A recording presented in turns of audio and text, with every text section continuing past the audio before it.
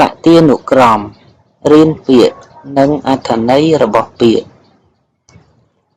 លអ៊ុំលំលំចនិងងចងបន្តមួយចង់លំចង់ថ្នាក់ពាក្យជានាមតើលំចង់មានន័យដូចម្ដេច